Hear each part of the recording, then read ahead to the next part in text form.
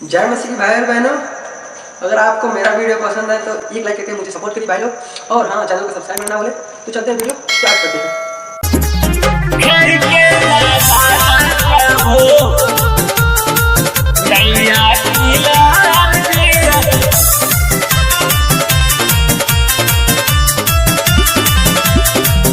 हमारी नैया के कोई ना खेवैया दिया जी, कोई ना खेवैया दिया जी।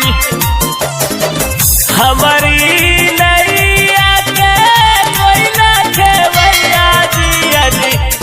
के लगाला प्रभु नैया की लाल दिया जी। के लगाला प्रभु नैया की लाल दिया जी।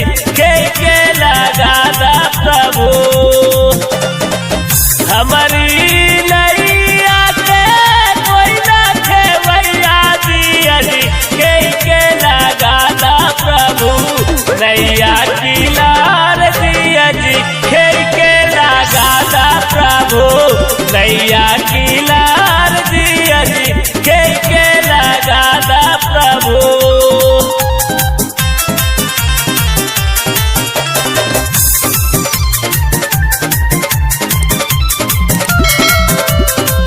भक्त मूसा के राना में जीता वाला ओहो सुजवानावा के दी जाए दिला वाला। भक्त मूसा के राना में जीता वाला ओहो सुजवानावा के दी जाए दिला वाला। डगमग करे नैया मारे नहीं लोर दिए जी। के लगादा प्रभु, के लगादा प्रभु नैया की लाल दिया जी।